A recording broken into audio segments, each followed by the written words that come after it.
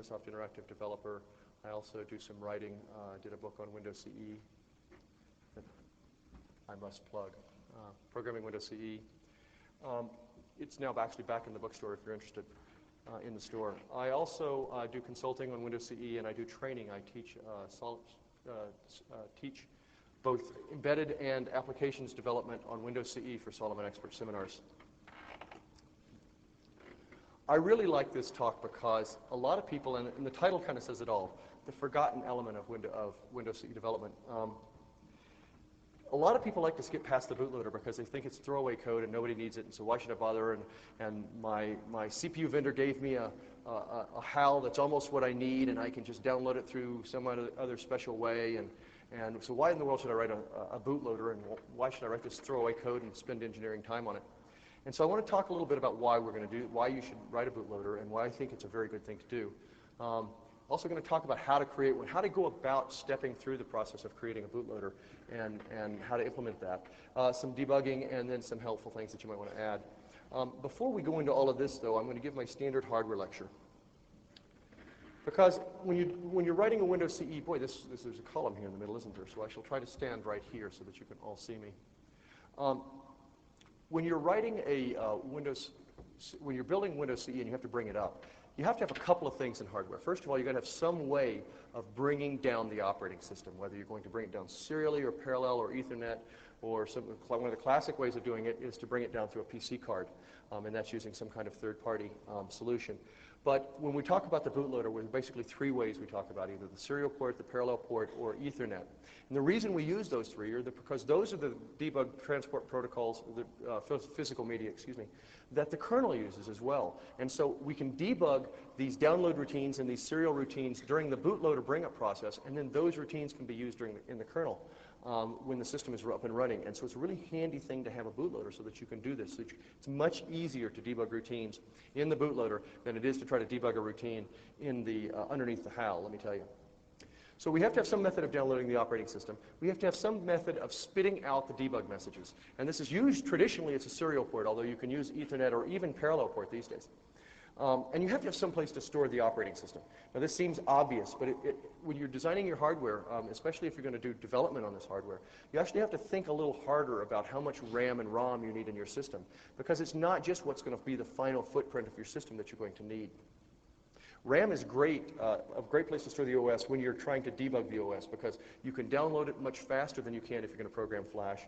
So you can download it really fast. You can make changes on the fly. One of the most important things is you can set breakpoints in the code because it's read-write memory as opposed to a Flash. But Flash is very handy as well, and the reason Flash is handy because once you've got a version of the operating system up and running, and you need to hand it over to your application developers, you don't want to expose them to the whole mess of Platform Builder. What you want to do is flash the good componentized operating system into your hardware, and then give them the hardware so that they can just use the standard software development kit to develop. Makes it much easier. So, this is my wish list. Okay, and this is what if I was designing a piece of hardware to help me debug Windows CE, these are the things I want. Now, clearly, I'm not going to get, nobody ever gets everything they want. So if you see something and say, well, there's no way I can implement that, don't worry about it. You can get around all of these things. It's just that each of these things is a little bit of is another tool in your Swiss Army knife of how to debug Windows CE. One of the things you're going to have to think about is that you want lots of RAM on your debug system, on your development system. You want enough RAM, not just to hold your object store and the program memory for the Windows CE when it's up and running. You also need extra RAM on top of that to hold the operating system. And that's not enough, because it's not just the retail build of the operating system. You want enough RAM to hold a debug build of the operating system, and the debug builds are typically 40% larger than a retail build of the OS. So you've got this huge chunk of memory that's going to be used for nothing but the image of the operating system, and then you've got the rest of the memory that will be used for RAM and object store. And so you have to think of the size of the debug builds, which are significantly larger. You should have flash memory for exactly what I said. It's very handy to be able to download and flash a unit, because once you've got code that actually works, you can start a release process where you release only at set times during the week or each evening. And so you can flash it once, and then you can do other development using Flash. Flash also has the added advantage of, for example, say I don't have a good high-speed download link. I've only got a serial port. Well, I can download the operating system through serial port. It may take me 10 minutes to do that. But I'm going to download a componentized I'm going to download a version of the operating system that has everything in it except for the one driver I'm debugging that day. For example, if I'm doing video drivers, I'll build use make image to build the operating system, and then I'll go into CE.bib, which is the output of make image, and I'll comment out the line that says include DDI.dll, which is the display driver. And then I'll do a ROM image on CE.bib. And that gives me an image, just like I had before, with one file missing. Okay, and that's the display driver. I then flash that image, and I flash that image down. So now when I hit reset, it boots up very fast. But because it doesn't have a display driver, it uses the CESH link to download that display driver. And so I can get very fast. I can debug and change the display driver. I can hit reset, and it'll automatically be sucked down. So even if I'm using a serial port as my download link, it's very handy to have flash memory.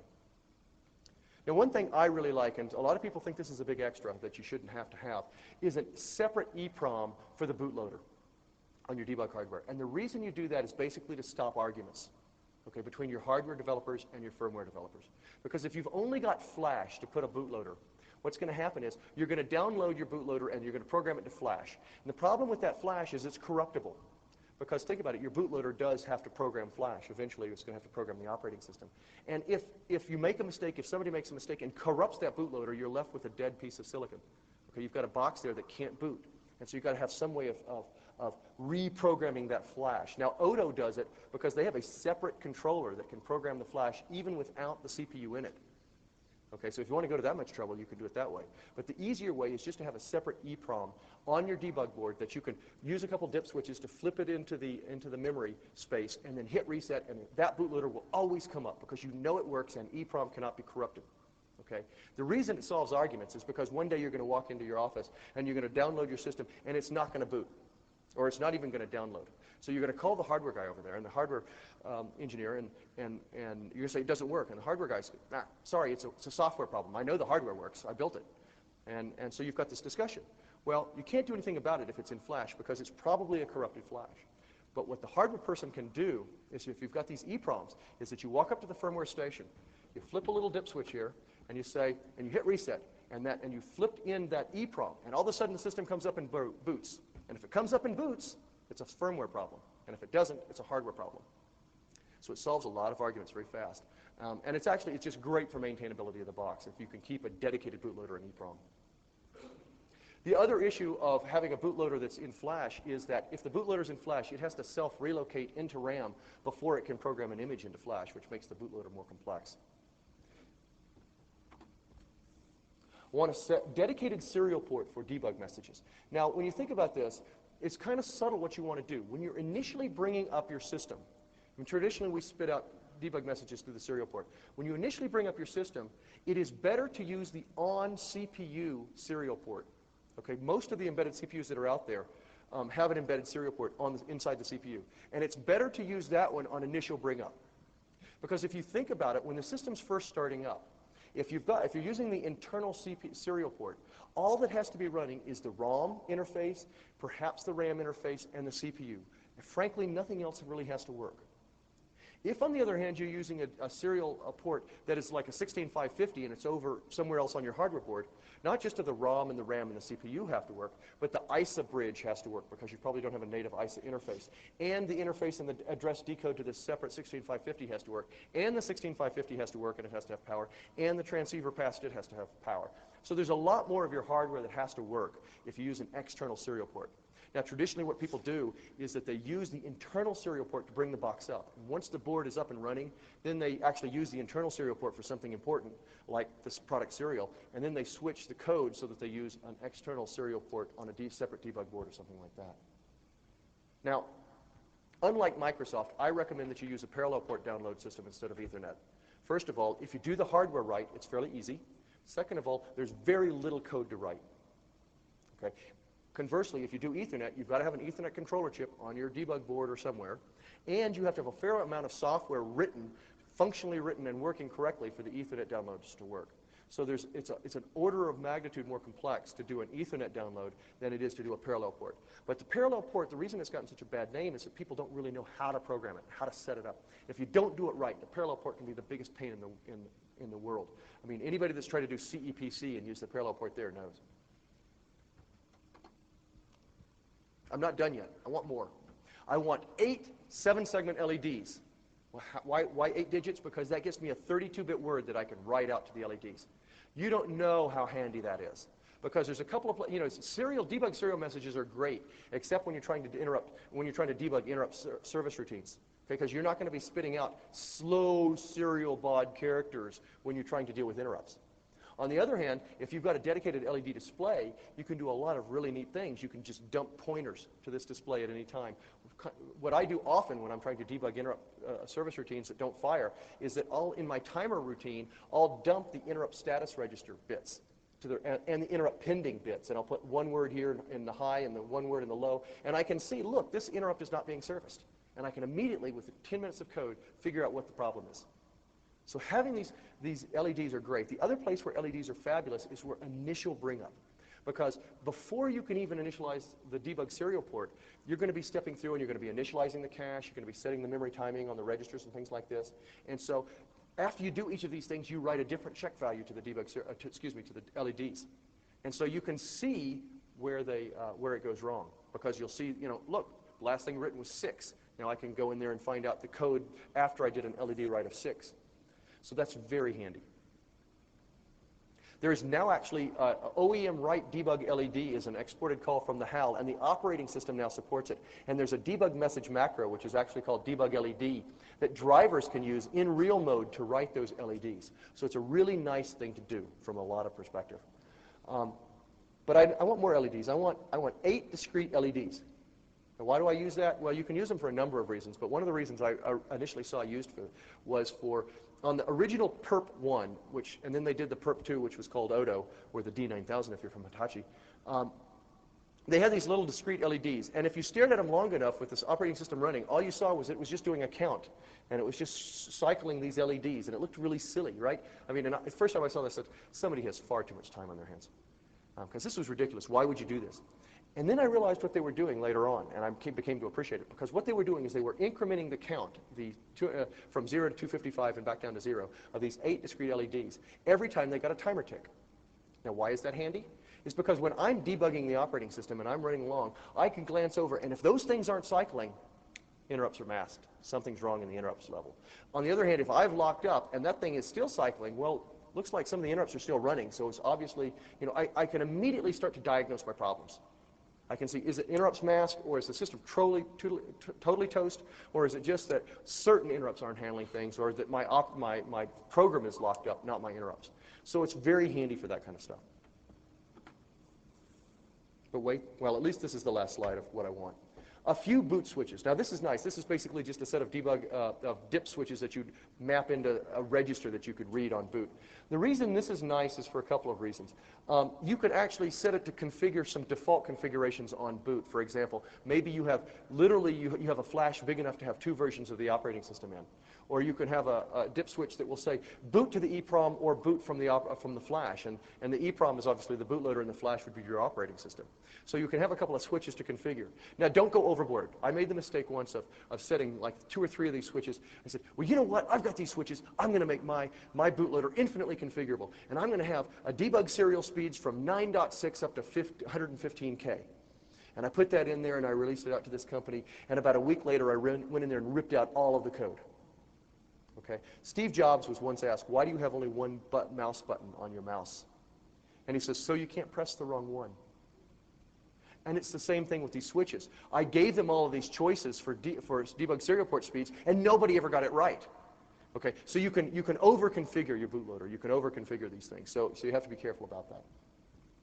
Finally, the last little bit of debugging hardware that is extremely handy, and the hardware people will love this, is to actually put logic analyzer ports compatible with the HP probes straight onto your hardware, so that you can just plug the probes directly in. You don't have to do any clippy things. And you put these on the system bus, the system data bus and the system address bus and the handshaking lines. And that's really handy. And where it's really handy is not just on the initial bring up of seeing the first few instructions executed. The other place where it's extremely handy is, say, I've launched my system, I've written to the debug LEDs, and all of a sudden it locks up. And I can't figure out what's wrong because I'm in the kernel.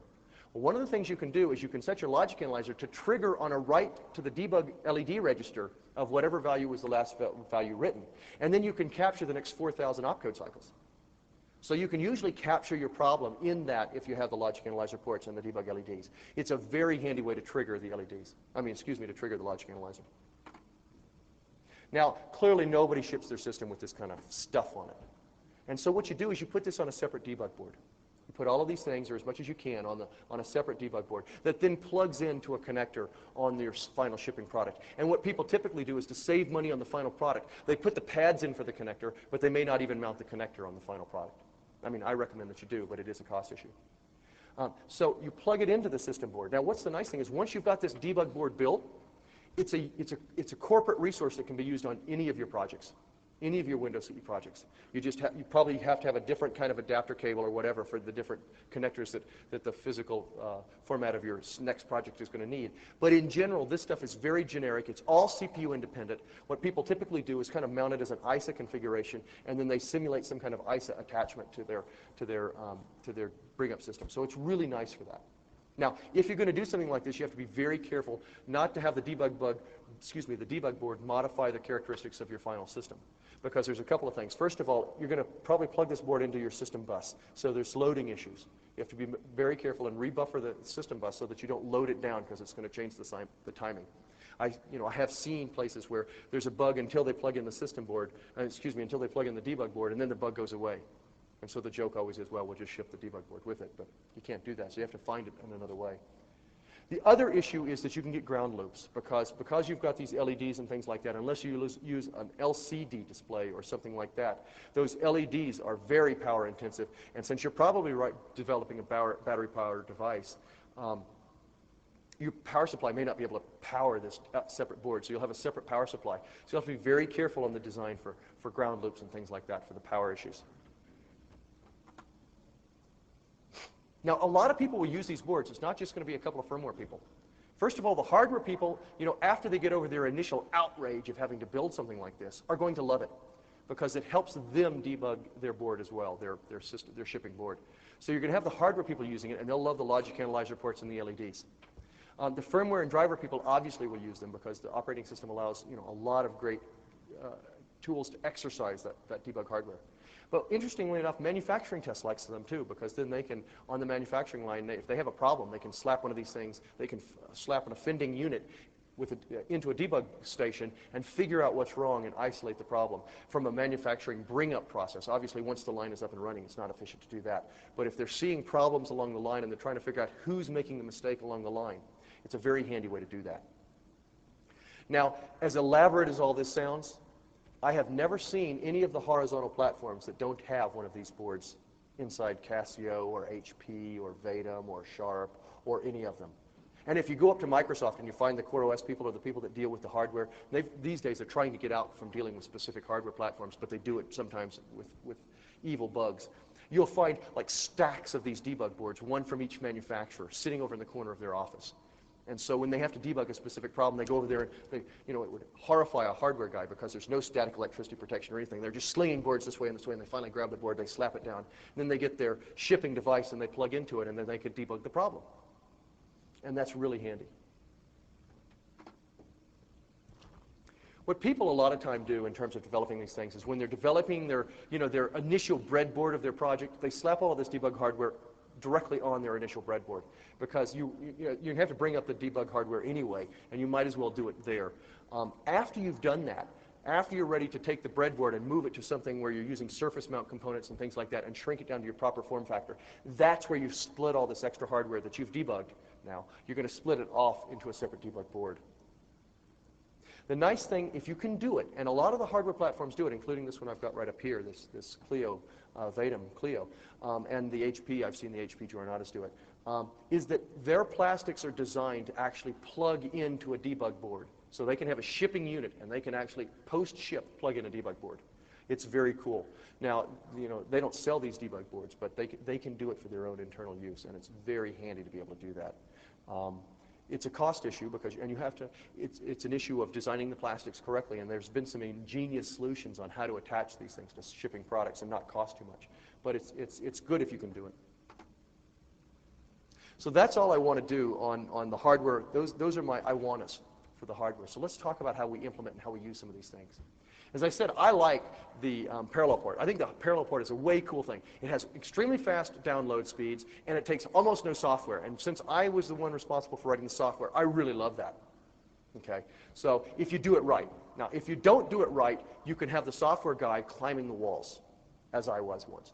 One of the things you have to be careful of is when you're implementing the parallel port, you have to remember it's not the PC. It's not the PC. It's the printer, right? You are the printer end of the parallel port connection, and because of that, instead of using a 25-pin DIN, use a Centronics connector, because then anytime anybody needs a cable, they can go down to their local Radio Shack and they can buy a parallel port cable. Okay, so use a Centronics connector on your Windows CE debug board. Okay, and that allows you to use, nice, easy cables. The second thing is you have to do some crossover because of the handshaking. Never do that in the cable, because the first day you do that in the cable is the day you have to have a special cable. And if you hand build the cable, it will never be a good transmission line. And if you have someone build the cable, it will be very expensive. Okay, so it's much better to use a standard cable and then do the crossover handshaking, crossover of the handshaking lines on the debug board itself. Now, here are those handshaking lines. When the PC transfers data on the parallel port down to the Windows CE device, it uses strobe, which is a line on the data port, on the parallel port, as its data clock, and the Windows CE device raises busy when it cannot accept data. Conversely, you use NAC for when Windows CE is trying to clock data back to the PC, and auto feed is when the PC says it can't accept data. Now, what's interesting is there is no arbitration on this. You see only 4 lines. There's no direction line. The direction is all done in software. What that says is if either side messes up by 1 byte, the transmission breaks. Okay, the protocol breaks. And so you have to, this hardware has to be rock solid or this connection is useless. Now, just for documentation purposes, this would show you the host and client connector pins and how they would cross over. And you can see that NAC and busy cross over, and strobe and acknowledge and busy and auto feed cross over there. But as I said, I would not do that in a cable. I would do it actually on your debug board itself. Now, this is a capture of a logic analyzer taken directly from the Windows CE documentation. And conceptually, it's a great capture. But because it was not labeled in any way, it's like one of those diagrams, one of those pictures that if you stare at long enough, it flips over. You can do that with this one. I mean, and let me tell you, I once spent 6 weeks trying to debug a bootloader when I was trying to figure out how this protocol worked. And I swear, each day I came in, I could easily flip it over. No, it's got to be the other way. Because at the time, the documentation for the parallel port was totally conflicting when there was any documentation. But it's actually quite simple. I mean, fundamentally, the PC clock, this is on the transfer from the PC down to the Windows CE device. The PC clocks data on the falling edge of strobe. Okay, that's important. And the Windows CE device is accepting data when busy is low. Now, to add fuel to the confusion, fuel to the fire of confusion, you have to remember that PC controller chips invert the sense of some of these lines. Okay, these lines are actually taken on the cable itself. So this is actually the value on the cable. But so the busy is when it's low, the device is busy when busy is high, and the data is clocked on the falling edge. And what you can see here is that we're clocking in an AA, then a 5.5, and then kind of perversely another 5.5, which adds to the confusion, then an AA and a 0B. And if you follow the falling edges of strobe, it works. Actually, if you follow the rising edges of strobe, it pretty close to works as well. Now, this is just the opposite. This is when Windows CE is transferring a byte back to the PC. And in this case, the Windows CE clocks the data on the falling edge of NAC. And the PC is busy when auto feed is low. Excuse me, PC is ready. There you go. I'm getting confused. The PC is ready when auto feed is low and busy when auto feed is high. And this is on the cable itself. And the other perverse thing about this is it works out that this is actually a capture from an Odo platform. And when Odo is not driving the bus floats high. Whereas if you look on the slide before, when the PC always drives the bus, which added to the confusion. I was going, why are they transferring all these FFs? And that's not what's happening. That's just when the bus is idle. Now that you know the protocol, I'll tell you what not to do. Now, people have said that this works, and people will claim that it works, and I've never gotten it to work, is to use a standard, I mean, and people do get it to work, but it's really a pain, to use a standard parallel port controller on the on the Windows CE side of the bus, of the connection. In other words, on your Windows CE debug board, well, I'll just go buy one of these super I/O chips that has 2 serial ports and a parallel port, and I'll be done. Sorry. That's not the way to do it, because the serial ports are all well and good, and you ought to use them as often as you can. But the parallel port connection is not going to work, and the reason it's not going to work, or I should say, it's going to be extremely difficult to make it work, is because you have to do all of the manual bit banging on those handshaking lines, and it's almost possible to do. And in fact, if you're just doing it for the bootloader, you've got your CPU, your high-speed, high-throughput CPU, just staring at that one register. And when it sees the strobe line change, it can immediately raise busy and grab the data. And you can actually get that to work after you work at it long enough. The problem is when you start to boot up the operating system, you want these exact same routines, because CESH is going to use this parallel port connection to draw down files interactively, if you know how that works, the CESH connection. And the problem with that is that's a polled interface, and the operating system is busy. It doesn't have time to stare at that one register so that it raises busy really fast. Okay? And you can lose data. And like I said, if you lose 1 byte of data, the connection drops. And it's the most frustrating thing in the world to try to debug the connection when you're trying to really debug the operating system. I once spent 6 weeks trying to get this to work. And I could get it to download, but I couldn't get it to come up underneath the operating system. And my client was a little miffed, because they had a schedule. So finally, late one night, I went to the hardware guy, and I said, I'm in trouble, and you're in trouble because your hardware isn't up either, so let's make this work. And so what we did is that night, I said, here is the implementation that Odo uses, and it's documented in the platform builder. It's one 32-bit register, and the key is that they have they implement it in an FPGA that has a flip-flop that is clocked by strobe, and the output of the flip-flop is busy. So it's it's a hardware acknowledgement of the clock. And at the same time, when strobe clocks that flip-flop to raise busy, it grabs the data into a latch. So you need an 8-bit latch, and you need a flip-flop. And he implemented that logic in a PAL and a register and a couple of buffers, because we needed some debugging, some decoding logic, and it was working the next day, rock solid. Okay, just a little bit of hardware, and everything worked rock solid. 6 weeks of work eliminated in one night. So it really is easy to implement this. Now, he did it, originally we did it in a PAL and one register, one register to latch and a flip-flop. After that, we decided to implement it in an FPGA, and the reason we did that is we could implement all of this logic for the parallel port, but in addition, we could put the debug code in, the logic analyzer code in for the LEDs and the serial port and all the other stuff. So having it, you'll see almost all of these debug boards having an FPGA. And the FPGA is doing the address decodes. It holds the register for the LEDs, and it has, the ability to latch in a few readable switches on boot. So it's a really handy thing. Now I want to go back one slide really quick, because one of the things you have to see, people think it's a printer port. They think, oh, this is really stupid, but it's not. It is a transmission line. It has to be terminated properly, and there are different rules for terminating the PC side of this line. The printer side of this line. So know them. Okay, it is a transmission line, so you need to design your connector with the lines, and terminated properly, and for the chip that's going to control this to be very close to the connector. You don't want a lot of bouncing, because strobe is a clock line, and it does bounce. In fact, somebody the other day said, he came up to me after this talk yesterday and said, I don't think that that's just a transmission line problem. I think that there's a bug in the way CESH does it, and then it actually bounces strobe once. And I said, I'm not sure, but you may be right. But the key to this is that you have to debounce strobe. Okay? You can do it with an RC time constant if you want to do it crudely, but if you implement it in an FPGA, then you can just put in a couple of flip-flops and debounce it properly, and that's really the way to do it. Now, the other fancy thing about doing this in hardware using this Odo solution is the best download speeds I could ever get by manually bit banging was around 40 kbits per second, and that's pretty good. That's on par with the way Odo does it. But implementing it here with this Odo thing, with the auto clock, you can get download speeds limited by the PC. And that means that the PC can't fill the pipe fast enough.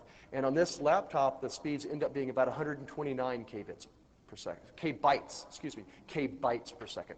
That's on par, pretty darn close to what you can get out of Ethernet. So as I said, if you do it in the FPGA, once you talk the hardware guy into adding this programmable IC, then you can tell him to throw all this extra stuff in. This debugging hardware is expensive. I mean, clearly both in engineering time and in resources in terms of cost of building the board up. It's expensive. But once you've got this puppy built, you can use it for all of your projects. So it's very handy to have around as a corporate resource. And designing a parallel port the right way the first time saves you a lot of hassle later, okay? It really, really does. Now, download performance. If you're going to implement, and you can now that CESH supports a serial download, you can implement the CESH implementation through a serial port. But the problem is your download speeds are like 6 minutes just for a 4 meg image. And as we all know, the images are getting much bigger than 4 meg. If you're going to do a parallel port, though, you can get 130 kbytes per second, which would download that same image in 30 seconds. That's almost fast enough that the engineer is not going to get up and leave their station. So that's really nice. Now, Ethernet will get you faster. You can get under 15 seconds or so. The issue with Ethernet is that the programming time of the flash actually becomes the limiting factor in your download, not the download speed of the transmission line, of the transmission medium. So you end up, if you're going to do this, and in fact, if you look at the eBoot implementation in Odo, if you look at their flash programming algorithm, it's extremely complex. And the reason it's extremely complex is they're trying to keep up with the Ethernet speed, and they can't do it. And the programming algorithm for the flash is the slow part of the download on eBoot. It's not the Ethernet connection. So it doesn't really help you to have a real fat download pipe if you can't program the flash fast enough, which is why I like the parallel. Now, if I give this talk on site, at this point, usually the hardware guy is in a vocal argument with the firmware guy, and the hardware guy is saying, over my dead body am I going to implement all this stuff? And the firmware guy is saying, yes, you will. And then they're both yelling at the manager. So do you have any questions about this before we continue on? Because this kind of hardware is really key to doing this stuff. Yes? Oh, boy. The question was, for these separate debug boards, has anybody done a generic one? And the answer is no, and if you find one, let me know. I mean, if you want to build one, I don't know how many you would sell, because fundamentally it's not a big market right now. But there's a couple of places you could interface it. If somebody did this for ISA as an ISA card and sold it for CEPC, they would save everybody an infinite amount of problems. Okay, because then you could bypass the standard parallel port on the CEPC. You would have the LEDs. You would have all sorts of neat things. Okay, so you could do all sorts of really cool things if you did it as an ISA card. The other place to do it would be as a PC card plug-in, because every one of these mobile devices has a compact flash or a PC card plug-in, and that's just an ISA port. So it's an ISA interface for all practical purposes. So you could implement it on some large T-factor board with the tongue plugged in. And so when you find one, yes.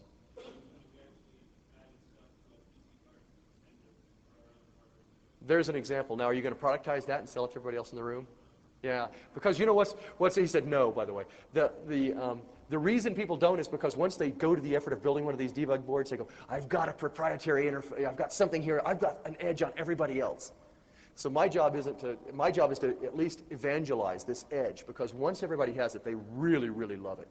It's just a nice chunk of hardware to carry around to all your other projects. So we'll continue on.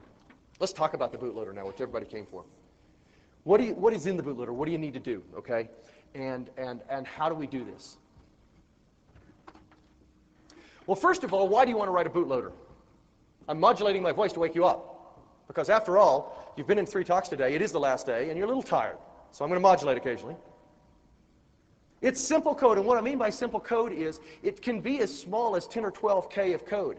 And the only reason it balloons to like 100K or 200K is when you put in that absolutely crucial splash screen. Because no good engineer wants to build a bootloader without having a really cool splash screen pop up. Okay, so then you have to add code to initialize your display adapter and put up your bitmap. And then I had one guy that it wouldn't fit in the ROM that they had, so he actually wrote an RLE compression algorithm so he could fit his bitmap into the EEPROM because he had to have that splash screen. So typically, it's a small amount of code. Even once you add the flash programming algorithms and do things like that, it's rarely more than 40 or 50K. Now, I've heard these bootloaders ballooning to 100K, not because of splash screens, because once the bootloader is developed, just like this resource that you've got with the debug board, it becomes a corporate resource, and people start adding their own monitors into it, okay, so that they can go in and they can use it to read and write memory directly. And so people start building on these bootloaders once they get the basics up. The other nice thing about the bootloader is it's small, so it's quick to compile and it's quick to download. And unfortunately, when you're initially debugging the bootloader, the typical download process is burning EEPROMs or transferring it via PC card or some other way. Because typically, especially if it's your own proprietary board, this is the thing that's going to capture the reset vector. So it's burning EEPROMs and testing and burning EEPROMs and testing. And because of that, we're going to talk about a sequential way of bringing up your bootloader to debug it a little bit at a time. The other reason is to do this is it's a very simple development environment. There's only two commands. There's build and ROM image. And you can introduce your developers slowly into the evils of Platform Builder with just these two command line commands. And you can learn a lot by intimately knowing how this process works before you get lost in all of the HAL and the drivers and the public side of the tree and all those other things. You don't have to know all of that to do a bootloader. So you can learn a lot just by doing the bootloader itself. The last, and actually probably the best reason to write a bootloader, is it's a perfect place to implement the low-level HAL routines, like OEM write debug serial, OEM read debug serial, OEM write get parallel, OEM parallel get byte, OEM parallel send byte. All of these routines are required in the HAL. Okay? Among other routines required in the HAL is the startup code that comes out of reset and initializes your CPU correctly. All of this code you're going to have to write for the HAL anyway. It works out that 60 or 70% of the bootloader code is directly transferable into the HAL. And of the 40% that's left, most of that bootloader code you can just steal from Microsoft because the download.c code is basically what you need otherwise. And the final routine are the flash routines. And you really actually, once you've got a bootloader that'll download into RAM, then you can start HAL development and you can put somebody else on the job of writing the flash programming routines. Because once you get the first time and you can download the operating system, then your bootloader is functional to a point, and then later you can add the flash programming algorithms. So what do you have to do? First thing you have to do is initialize the CPU because you're coming out of reset. The board is dead, the CPU is dead. These are embedded CPUs, they have embedded memory controllers, so you've got to set the memory speed, you've got to initialize the cache and set that all up. But we're operating in real mode, so we don't have to mess with the TLB, we don't have to mess with interrupts because interrupts are typically masked in a bootloader unless you're writing an extremely complex one. You just leave them masked, which is another way, it's just a much easier environment to bring things up in. You have to initialize any system components. For example, if you're using a serial chip that is off the CPU, you probably have to initialize your ISA bridge and things like that, whatever extra hardware. Typically it means turning off all your peripherals and turning off their interrupts and shutting down any DMA that might wake up in a wild state. And then you have to write the read and write serial routines for use later in the HAL, and they'll be used for us. You'll have to provide download routines, and then you'll have to download and interpret the bin files. Okay, and we'll go over each of these things. Finally, as you know, these things aren't required initially, but they are required, or you probably want to do them eventually. If you've got flash memory, you're going to have to write some flash programming algorithms, but I can't stress enough that that's not in the critical path. That's just when you want to do it. And finally, once you've got this bootloader, you'll end up, what will happen is the hardware engineers will come to you and say, this one thing isn't working on my board. Can you write a piece of software to test it? Well, the last thing you want to do is download a whole kernel. What you want to be able to do is take your bootloader code, modify it a bit just to test out that piece of hardware, and then give them a 30K download. That's a much better thing than giving them a whole version of the operating system. So, initializing the CPU. Basically, you get control from the reset vector. Traditionally, we call this entry point startup. Okay, you'll initialize a kind of a temporary stack. You'll initialize the CPU memory timing registers, those kinds of things. If your memory is parity protected, you'll flush it all so that you can set the parity. Okay, you'll do it's the exact same code you'll use in the HAL. That's what's great about this. You can debug it now. Okay, now one of the things you do is, as you're doing each of these steps, write to your debug LED register so that you can see what's going on. So what I want to do right now is switch to computer 2, I believe.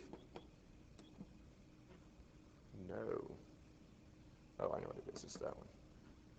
You know what? I've been able to track this all week. Oh, good, I did it. But I lost now.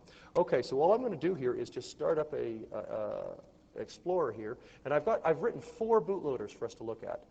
Shouldn't take too long. But what I did here is I designed a bootloader in sequence, and so we'll do loader 1 first. And loader 1 does nothing but wake up, initialize the CPU, and spin my debug LEDs. So let's look at the code that is done there. Now, the init code is written in assembler for whatever assembler you're using. This specific CPU is a MIPS CPU, but it makes no difference if it's an SH3 or an SH4 or any of the others, or an ARM. It's just, it's written in assembler for that specific CPU. And by the way, if your CPU vendor will not give you this startup code, find another CPU vendor, because they all have them. I mean, they should give you the CPU code. You can also get it, by the way, from the Odo, because Odo has to start up the CPU. And they're doing very CPU-specific stuff like cache initialization and things like that. So go look at the Odo startup code. So let me start right up here. Leaf entry startup on the top line. This is the entry point from the reset vector. Now, what are the first things I do? I send 4 no-ops, not because I like slow code. I put this in there because this is probably the first code that your hardware engineers will ever execute on their new board. And the first thing they're going to want to do is debug the bus cycle. And they want to know a known opcode, and they want to know exactly where it is. And startup happens, that entry point you can find in the map file, because they're going to want to trigger on the logic analyzer. And no-op is a known opcode that's going to go across the data bus. So you send 3 or 4 no-ops out at the beginning, and that helps them immensely in debugging their hardware. And then after that, for this specific CPU, I have to set the processor status register, I have to set the config register, and then I go off and I set the memory controller, which is what is going on right here. And then after I've set the memory controller so that I can actually get outside on the bus, the first thing I do is write a checkpoint value out to my lights. And the lights is nothing more than a macro that writes to the debug LED port. Okay, so if I never see that, I know my bug is early in the code. But if I see 1, 2, 3, 4, 5, 6, 7, 8, I know it's farther along. And then the next thing I do is I turn on all the clocks in the system, because this specific CPU you can selectively enable peripherals. And then I set up a temporary stack right here. And then I write lights again. Now, actually, this is my own code, so they're nasty little checkpoint values. If you ship this, it probably would be 1, 2, 3, and 4, because we should be official. But I'm using all sorts of different ones. Then I initialize the cache, and I jump to cached space, and I immediately write 1, 2, 3, 3, 3, 3. Now, just the other day, I was having trouble bringing up a bootloader, and it was dying at 2222. Now, interestingly enough, it wasn't the cache that was causing the problem. And this is something I should tell you, since you may be getting the 2.12 build. I was trying to build a bootloader for 212, and it was dying. It was dying, and I was spending 3 days on this. And so I reinstalled 211, which never do this. Never uninstall the previous version when you install the new version. Put it in a separate directory, rename it, but let me tell you, almost all the time, when you bring up the new version of the OS, you're going to want to build the exact same thing on the old version of the OS and start comparing to figure out what went wrong. Okay, this is just rude. Unfortunately, the reason I did it is because this laptop didn't have enough space for the both of them. Well, by golly, after this didn't work, I found space. Okay, and I ripped a bunch of other stuff off the hard drive so that I could have both of them on here. So anyway, I had 211 and 212, and the bootloader worked perfectly in 211, and it didn't work in 212. I even looked at the code files, which are the listing files that list the assembler language from the C code. They were identical. Where's my problem? And it was dying. It was dying. Let me show you where it was dying. It was dying right after 2222. Okay, so I obviously thought it was a cache problem, but wait a second. The exact same CPU works in 211. So it's not a hardware problem, and it's not the operating system. What am I doing wrong? So what I did is I burned it in Flash, and I actually captured the image in Flash. And then I did it for the same thing for the 211, and captured the image in Flash. And I did a byte compare of the final thing. Because what was happening is the problem wasn't in the compiler linker. It was in ROM image. And ROM image, what does ROM image do? One of the things ROM image does is it does fix-ups for all the calls. And the fail was right here, what I called jump ALR, which is jump subroutine, right there. And what was happening is the fix-up was not worked correctly on 212. And there is a bug in some of the early versions. Get out your pencils. You must have in your sources files an exe base statement. Now, you shouldn't, but you do. Now, exe base is typically used in the map file so that the map fix-ups look correct. I mean, you don't necessarily have to have it. And if you don't have an exe base statement, the linker defaults to 64K. Why would it do that? Because standard Win32 applications are all based at address, virtual address 64K. That's where they all start. So it's a good place for the linker to assume. But you're writing absolute address physical code here. And so your link statement, your exe base statement should say something like 8,000, okay? And if that statement wasn't in there, the linker wasn't fixing, excuse me, ROM image didn't fix it. So I don't know what version what version of the bits they're distributing here at the conference, but mind you, it took me 3 days to find that, and it wasn't fun. But I found it because of the LEDs. I found it because of the LEDs. Finally, after I jumped into the cache, I write to the LEDs one last time, I set my stack, and I jump into main. Now, main is the traditional name for the bootloader's first C language routine. And all I do in main is spin the LEDs. And the reason I do this for bootloader 1 is because if loader 1 works and I spin those LEDs, I know my CPU initialization works. Okay, then I can go deal with more complex problems. So quickly, I will build a command prompt here.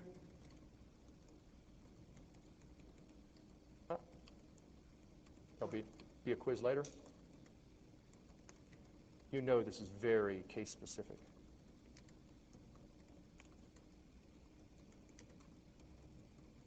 Okay, I'm just building a development environment. Most people do it in shortcuts, but this just shows you what it is. So I want to go into loader 1. I'm going to do a build. I'm done because it's a very short amount of code. I'm then going to do a ROM image. And I've got 2 bib files here, and I'll show you them to you in just a bit. ram.bib builds a bootloader for downloading into RAM. Why would I do that? Well, it so happens that I already have a bootloader in Flash, excuse me, in EEPROM here, and I'm trying to debug bootloaders. And so it's very handy, especially if you want to debug your Flash write routines, that you build a bootloader that will download into RAM, because once you have your initial bootloader working, you can't overwrite itself, so it needs a different version of itself. So download your test bootloader into RAM, and then it will jump to it, and then you can debug your Flash write routines. So now when you do ROM image, and I assume most of you are familiar with the build process. This isn't a class in Platform Builder, although everyone can use one. Once it's there, then you have to copy it from its target directory, which I happen to know is target, CPU family, CPU specific, CE, retail, and then my name is loader 1, and I want to copy that into the release directory. Yay. I'm just going to get you back to the top of the screen. I'm in the release directory now. Oops, lots of stuff. Control-C. I've got lots of loader files down there. And loader 1 is what I just built. Now look at the size of the bin file. It's only 1,500 bytes. Okay, so that's really nice if you've got any kind of transport medium that's extraordinarily slow. So I go CESH. Now what do we always do when we turn on a PC and we start CESH? We hit Control-C to get out of it because there's a bug. And we start it again. First time, now some people say that it doesn't happen on all PCs, but I've never owned a PC that CESH didn't fail to download the first time you booted up the box. And you have to remember that, because typically what happens is, after you've got the bootloader up and running, you type, CESH nk.bin, and you're busy trying to think of how to fix the video driver, and the image doesn't download. And you're going, oh my goodness, and you start yanking cables. The worst thing you can do is start messing up with the hardware, right? So obviously it's a hardware problem. And then you forget, I just rebooted my machine. And all you got to do is do Control-C and start it again. So in this case, I have got, like I said, I'm cheating because I already have a bootloader in EEPROM. And the bootloader that I have in EEPROM is got a debug serial port attached, so a debug serial out routine. So I will just launch my terminal, and then I will come over here and I'll do, let's do this. Let's reset the device. And that's that's the bootloader that's in ROM. And notice what it does is it actually times out for a load, which I'll tell you should do. Whoop, wow, already downloaded. Now, I usually, last class yesterday, I had an Elmo in here, but they didn't give me one of those little overhead cameras. But all you could see right here are my LEDs spinning. But I know at this point things are working. And look what I've tested. I've tested the CPU startup code, but I've also tested the build environment. I've tested how to generate the SRE files or the bin files. I've tested how to do all of that stuff. So there's a lot of neat stuff that's tested just at this point right here.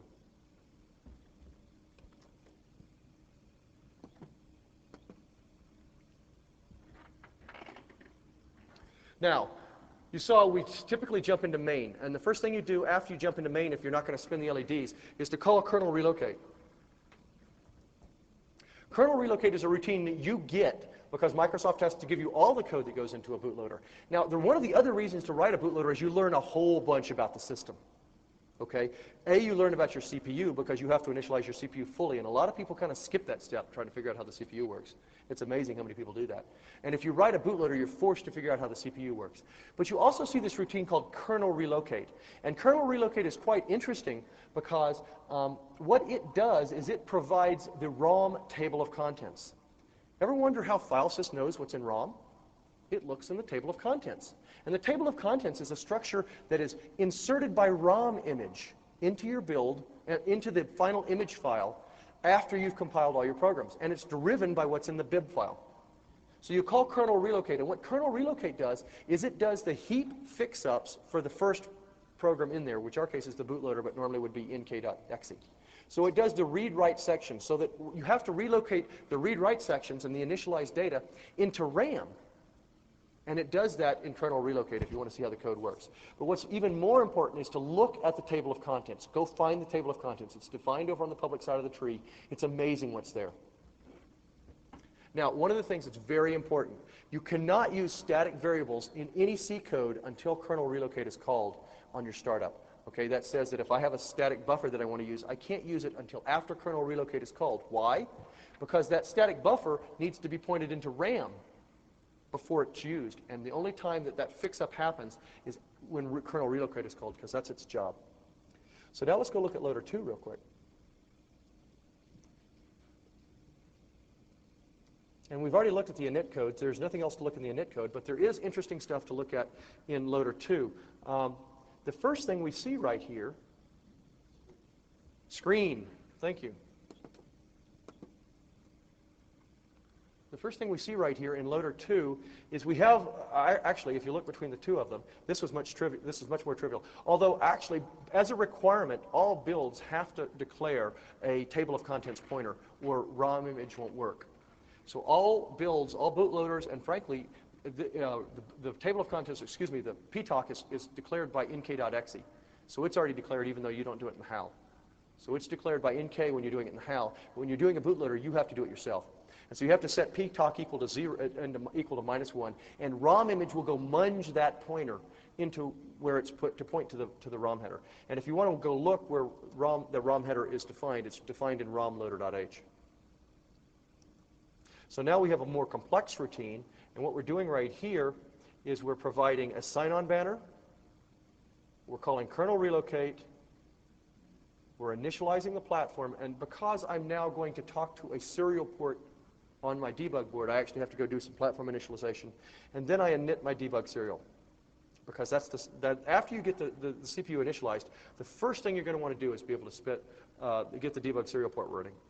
And then at the end of this routine, you see right here, I just do a while one because I haven't debugged anything else in my code.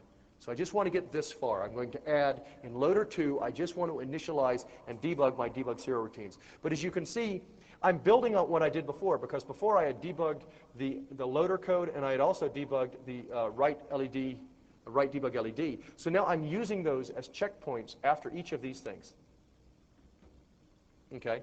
Now what's interesting is most bootloaders will get into kernel relocate before they will fail, even if you don't have RAM in the system. So having a debug, write LED debug statement right before kernel relocate, so memorize that value, and that value will be the error code to say, hey stupid, you forgot to put RAM in your system. There's like a 402 on one of the systems that I use sometimes, and I see a 402 error. I know, I just forgot to put RAM in the system. So we can build that in just a minute, but there's really no excitement in building it because we've seen how to build. So I can just do a loader 2. Let's do it this way. Ladder 2. And what I want to do over here on my, there we go. I'll restart the boot vector over there. I'll hit enter to start it, and the download happens. And there it is. Now look what happens. Now I've actually got code spitting out. And the code's spitting out to the debug serial port. And what's interesting here now is I'm not just spitting out a copyright message. It's important in your debug banner message to print out things like when was your bootloader built and what time was it built. If you've got configuration switches, you should also dump them. If your system supports multiple CPUs, you should report the name of the CPU, the type of the CPU, and its clock speed. All of those things should be in the banner because you're in a debug environment and you don't want to have to go hunt that information. You want to be able to hit reset and see it on the debug serial port. Okay, so spit out the banner to say which CPU is running. And in fact, if you look at the CPU, if you look at the banner for my more complex bootloader, you see right here, I can tell you that it's a 4111 right here, and that actually means it's a debug version of the 4111, and it runs at a slower clock speed because it's an old version of the 4111. And I know that because I looked at this banner. So let's go back to slides.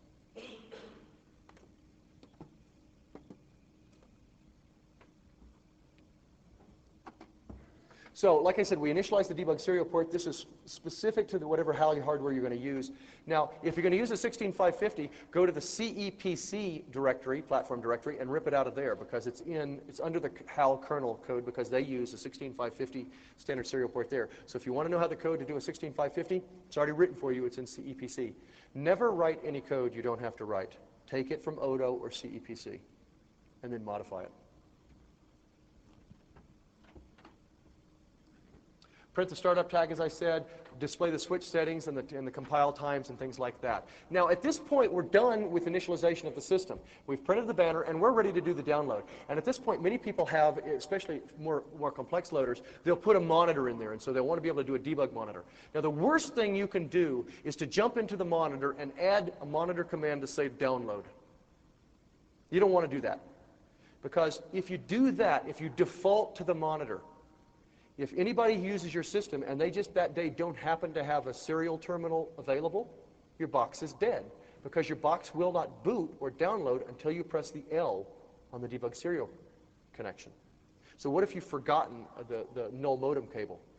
Okay, you've got a parallel port cable, you're ready to download, but because you don't have a null modem cable, you can't press the L key to load the image. So if you're going to have a monitor versus download decision, make it timeout and default to download, not to monitor.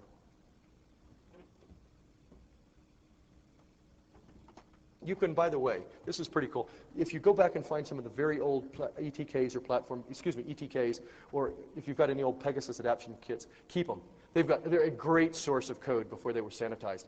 Microsoft, for each successive build of release of Platform Builder, or what used to be the ETK. For each release, they've made the documentation better and they made the code cleaner in terms of the comments. And one is a good thing and the other is a bad thing. Because the most honest people of the world are the hackers down there trying to get things to work. And they'll put a bunch of comments in the code. And in fact, there's the whole description of the CESH protocol in the header of download.c, if you want to see what CESH does. So, I mean, these things are there, and that's another reason to write the bootloader, is to learn these, see what goes on underneath the cover. These are the routines you write for debug serial port routines, and the reason you write them with these names is because these are the names of the routines you'll use in the HAL. Okay? If you debug them here, you will not have to debug them under the HAL. There is example code, obviously, in Odo bootload cpu-debug.c. There's also code in platform CEPC kernel HAL debug.c. And that's for the 16550, which is what most everybody's interested in. So, now we've initialized the thing, let's look at download. Now, download's interesting because this is the one piece of code that is throwaway, but fortunately that code is provided by Microsoft. So you may have to tweak it a little bit, but that's all you're going to have to do. When you're going to start the download process, you actually send a wake-up packet up to CEPC. Up to the CESH on your PC. So the Windows CE device wakes up CESH with a wake-up packet. The PC then immediately reads the default download bin file and starts sending those bytes down. And it so happens that the header of a bin file has an ASCII B, and the header of an SRE file has an ASCII S. And so what happens is the bootloader looks at the very first character received and says, oh, is it a bin file or an SRE file? And then you decide then, which download routine to call. Traditionally, everybody only accepts bin files because that's the sample you're given in Odo. And SRE files, you can just as easily build bin files as SRE files. So most people don't write a bootloader to understand SRE files, but you can if you wish. After that first header that tells you if it's a bin file or an SRE header, or excuse me, an SRE file, you get an 8-byte header. And the first D word is the base offset of the image. And the second D word is the total size of the image to be downloaded. Now, what's interesting about this is you use that base offset to decide, is this going to be programmed into Flash, or is this going to be programmed into RAM? This is the only place you know. There's no special code given to you. You look at the address, and you know your memory format. You know where your Flash sits, and you know where your RAM sits. And so you just do a check. You do a compare, an if. And if it's in the Flash space, you call your Flash program routine. And if it's in the RAM space, you call your RAM download routine. After that, the rest of the bin file, question. Are they byte swapped? It is the standard Little Indian format that is used all throughout Windows CE, if you want to call that byte swapped. Yes, and he does. So yes, they're standard format for this, for all the CPUs. All Windows CE uses all Windows CE CPUs must be Little Indian, or at least be in Little Indian mode. The remainder of the download is in a set of packets. Each packet has a 12-byte header. The first D word is the offset of the packet. The second D word is the size of the packet. The third D word is the checksum for the packet. Now, these packets are not in any order. You cannot depend on a sequential loading of these packets. They'll write one very low, then they'll write one high, then they'll write one low again. There's no order, so you can't guarantee on that. The other thing that's interesting about this is once you check the checksum, you download the packet, you write it into RAM or to Flash, you should do a checksum right then. And if the checksum fails, there's not a thing you can do because there's no way to restart this protocol. So what you do is you print an error out to the debug serial port and you just halt because there's nothing you can do to recover from that checksum error.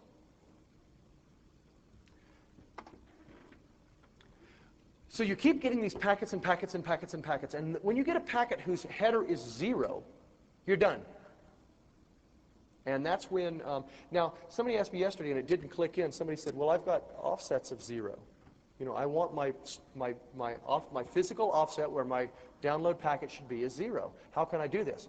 Well, you don't write, when you create your bib file, and you specify the absolute address of your image, you're not specifying it in virtual address at 0. You're specifying it in the absolute address in kernel mode, which starts at 8,000,000 or a 1,000,000, depending on if you're in cached or uncached mode.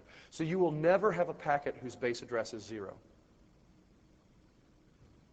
So the download is complete when the base address of a packet is 0. And the next D word that you get from the download is the entry point into this download. Is to the entry point into this image. So if you're downloading into RAM, traditionally, you download it into RAM and you immediately jump to that entry point.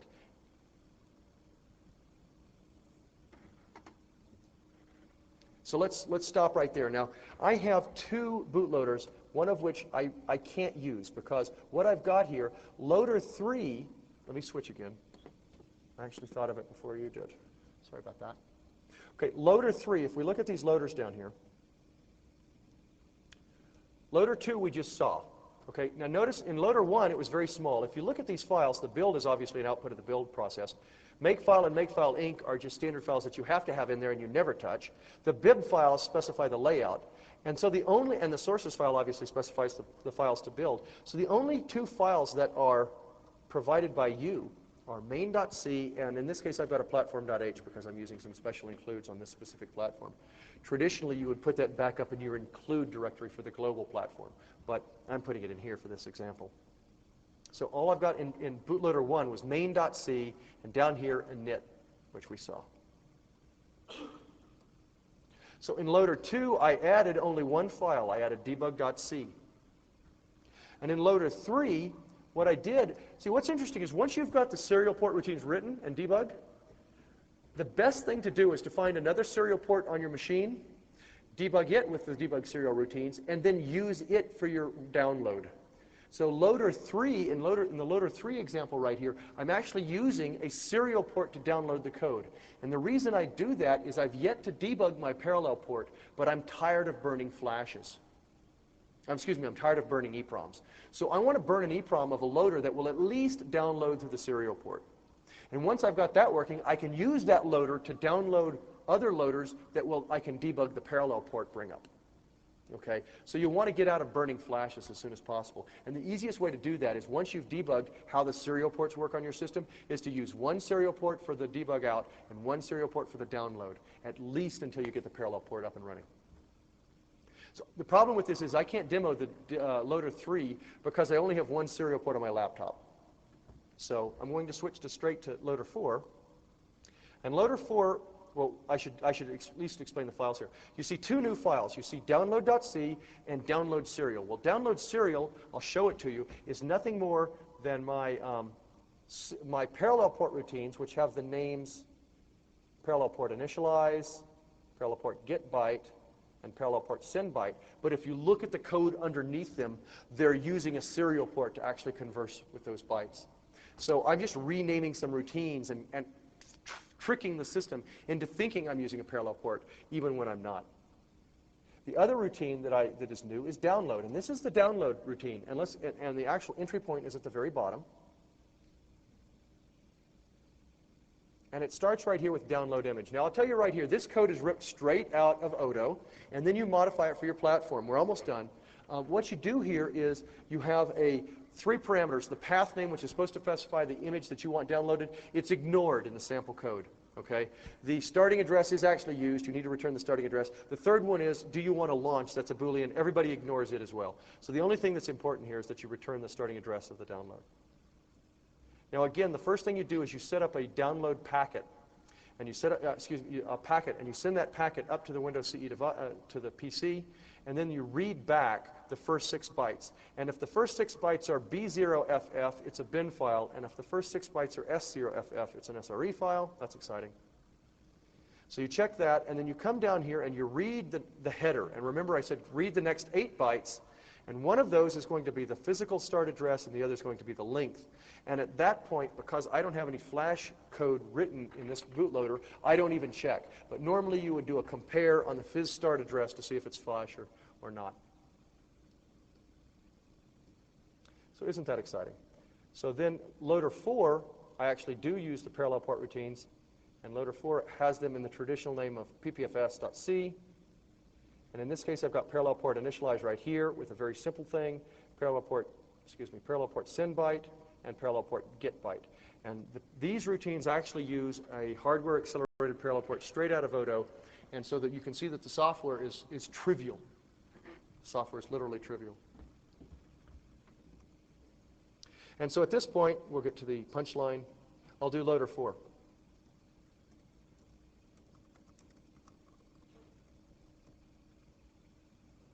And I'll reset my device.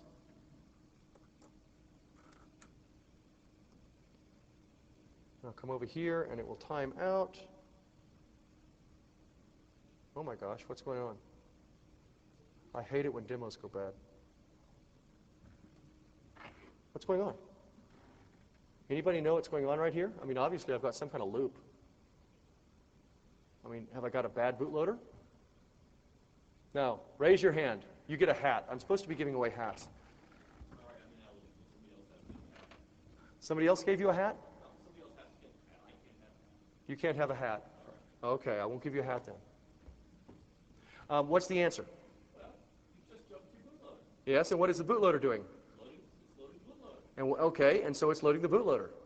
So what's happening is the initial bootloader downloaded the bootloader into RAM, and what does it do? It sends a wake-up packet.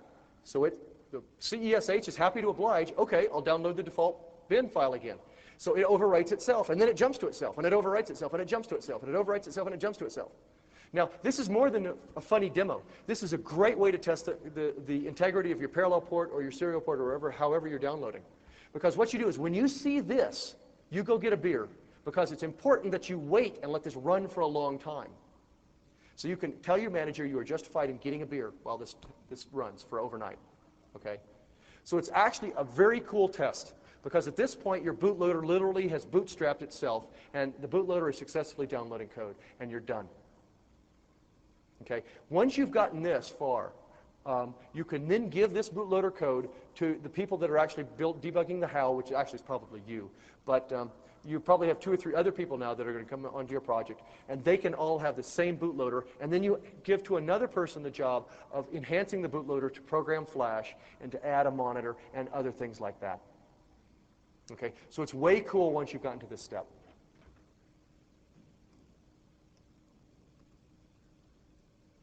Oh, it doesn't matter because my slides are not on that one.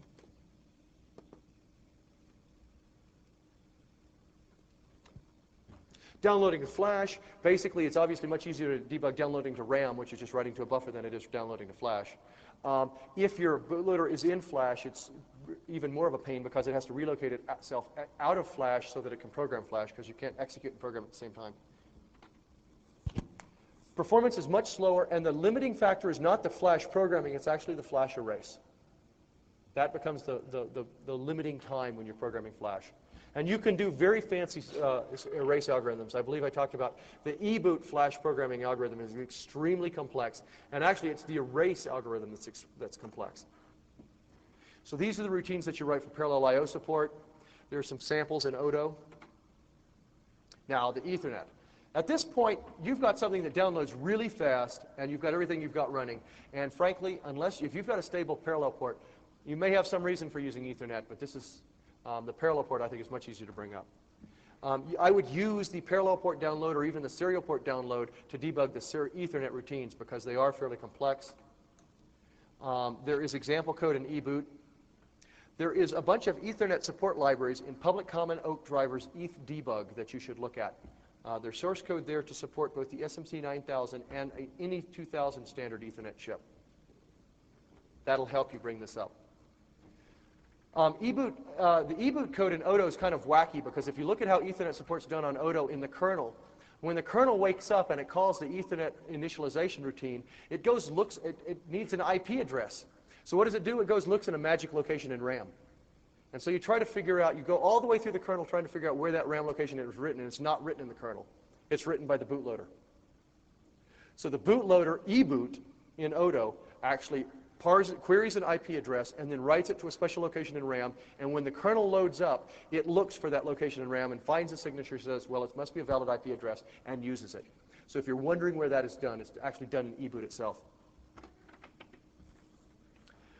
This is kind of obvious that using an Ethernet chip for debugging underneath the kernel precludes it from being used as a standard product-level Ethernet port. Now, somebody said, no, it doesn't. You can still download with it. Yes, you could write a downloader using the Ethernet chip, and then it would break you would then stop using that protocol when the operating system booted up, but then you would break your CESH, and CESH is a great link to have for its interactive download capabilities. As I said, my strategy, as you can see right here, is to implement the bootloader in steps. It's very easy to do. First, implement a serial downloader so that you can get the thing out, so you can stop programming EPROMs, and then after that, enhance it. This is just documentation on the build command and the ROM image command. You saw me do that, and you will do it. That's basically platform builder stuff. Little documentation on the sources file. Another reason to do the bootloader is because you learn how to use sources files, and you really learn how to use bib files. Okay? By the time you've gotten 4 different bib files munged together by make image in the release directory, you don't know what the heck's going on when you first start out. But a bib file is actually fairly straightforward. And this is what it is. What's interesting is a lot of people don't realize that the output name of a bib file is the name of the RAM image block. So this bib file produces an output file of boot.bin, because boot is the name of the section that is RAM image where the code goes. If I change that to foobar, then that would be foobar.bin. And so that name up there for the location of the code block has to be the same name as down here for the code in. So the boot down there goes in that section up there. So just a few errors to explain how a bib file really is set up. Just a little motherhood on dealing with CESH. Remember to put your parallel port in bidirectional mode. There are certain PCs that even today when you buy them default to AT mode. Second thing, especially on IBM PCs do not use the default printer address that everybody else does. They use 3 Baker C or something like that as opposed to 3F8. So check that, because CESH does not check the address of your parallel port. It assumes that it's at 3F8 like everybody else on the planet. Use a short, high-quality parallel port cable because it is a transmission line. My advice, invest in debugging hardware. Write a bootloader. You'll learn a bunch about your system that you didn't know before. You will learn a bunch about Windows CE that you didn't know before. Okay, so it's a really great thing to do. Microsoft will say that you should implement an Ethernet bootloader, and you can if you feel that you are just need that functionality. I find it not necessarily justifiable. To learn more, seminars and programming Windows CE. Questions? Yes? Are my bootloader examples available on my website? They are not, and the reason they are not is that the startup code is written for this specific platform, and it would not work on any other platform, and there are some proprietary initializations that I didn't show you. So the concepts are all there, but I cannot give you this one. Now, you can look at the bootloader. Actually, the best bootloader example is probably bootload in Odo, not eboot, because eboot is much more complex because it does the Ethernet stuff. Bootload might not be supported for your specific CPU because eboot is the new one that they all use. But for MIPS and SH, bootload is probably the best one in Odo, as an example. Yes? The numbers for the size of my bootloaders. Yeah? What?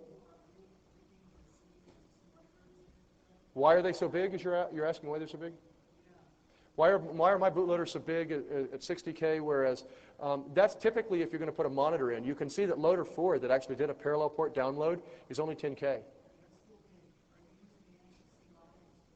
Yes, I am linking. But, I mean, you're not going to get for 5K.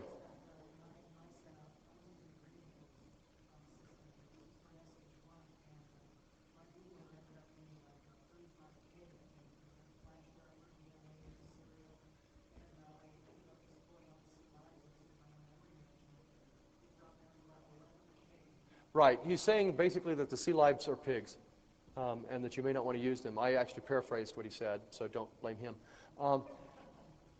Yes, I mean, that's true. I mean, the question is there, the smallest EEPROM that you can get these days is 64K. In other words, it's going to be difficult not to use it.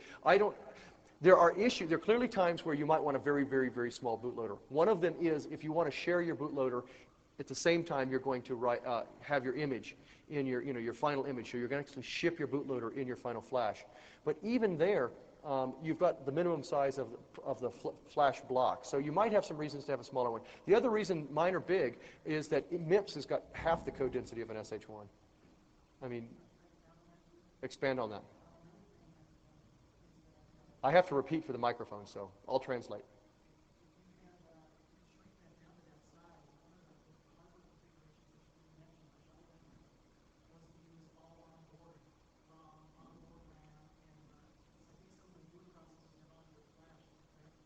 Oh, I see what you're saying. If you can shrink everything down, you can actually use onboard ROM, literally on-chip ROM, on-chip RAM, and on-chip flash. That's true.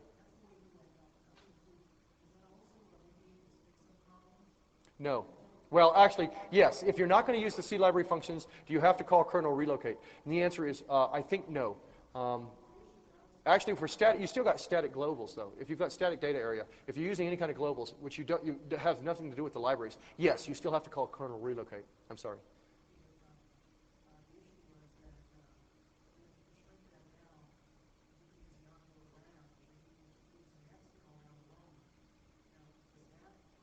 How would you use the onboard RAM of a CPU in relation to kernel relocate? It would be tricky, but what you can do in the bib file is what kernel relocate does is it actually puts your heap, your read-write heap, it actually puts it at the base of the RAM you specify in the bib file. So if you wanted to... Yes, the bootloader's read-write heap, or any read-write heap. When you call kernel relocate, that's its job, is to take the first program running and to initialize its read-write heap. Think about it. nk.exe has a loader, but who loads nk.exe? Well, fundamentally, kernel relocate does, because the image is already in ROM, but you have to fix up all the RAM pointers and things like that, and that's done by kernel relocate in basically a table lookup. Next question? Thanks much. Thanks for coming to the conference. Fill out your evals and have fun. Who wants hats? I've got 3 hats to give away.